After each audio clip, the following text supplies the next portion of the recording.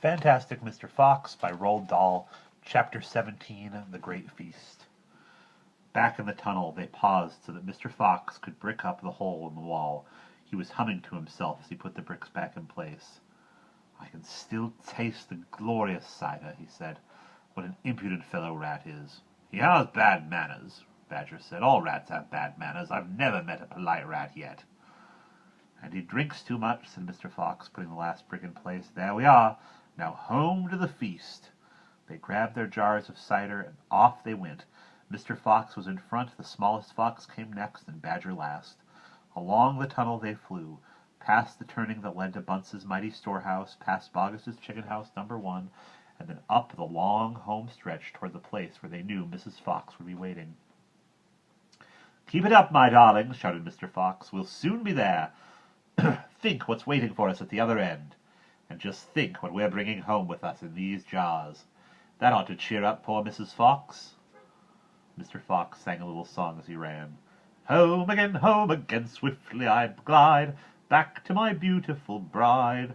She'll not feel so rotten as soon as she's gotten some cider inside her inside." Then Badger joined in. "Oh, poor Mrs. Badger," he cried, "so hungry she very near died. But she'll not feel so hollow if she'll only swallow some cider inside her inside." They were still singing as they rounded the final corner and burst in upon the most wonderful and amazing sight any of them had ever seen. The feast was just beginning. A large dining room had been hollowed out of the earth, and in the middle of it, seated around a huge table, were no less than 29 animals. They were Mr. Fox and 3 small foxes, Mrs. Badger and 3 small badgers, Mole and Mrs. Mole and 4 small moles, Rabbit and Mrs. Rabbit and 5 small rabbits, Weasel and Mrs. Weasel and 6 small weasels. The table was covered with chickens and ducks and geese and hams and bacon, and everyone was tucking into the lovely food. "My darling!" cried Mrs. Fox, jumping up and hugging Mr. Fox. "We couldn't wait. Please forgive us." Then she hugged the smallest fox of all, and Mrs. Badger hugged Badger, and everyone hugged everyone else.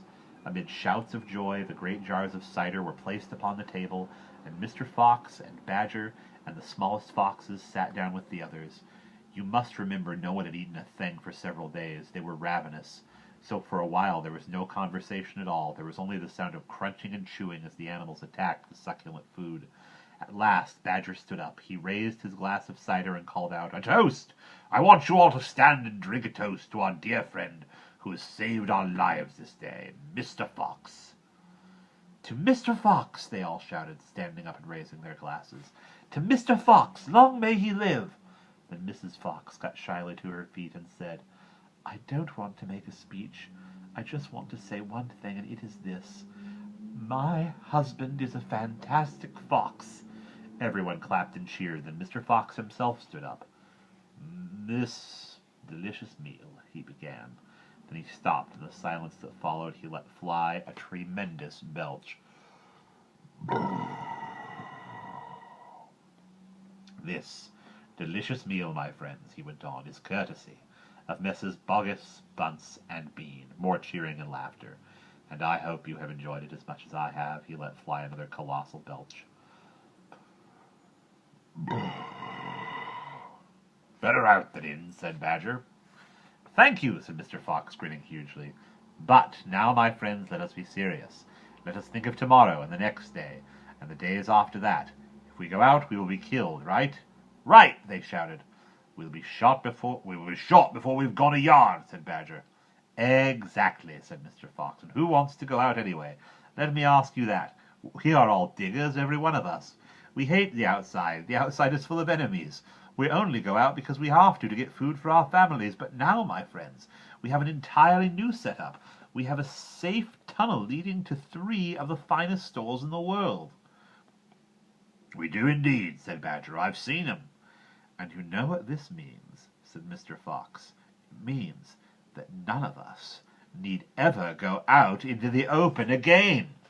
There was a buzz of excitement around the table. "I therefore invite you all," Mr. Fox went on, "to stay here with me forever." "Forever!" they cried. "My goodness, how marvelous!" said Rabbit and Mrs. Rabbit. My dear, just think, we're never going to be shot at again in our lives. We will make, said Mr. Fox, a little underground village with streets and houses on each side, separate houses for badgers and moles and rabbits and weasels and foxes, and every day I will go shopping for you all, and every day we will eat like kings. The cheering that followed the speech went on for many minutes. And that's the end of chapter 17.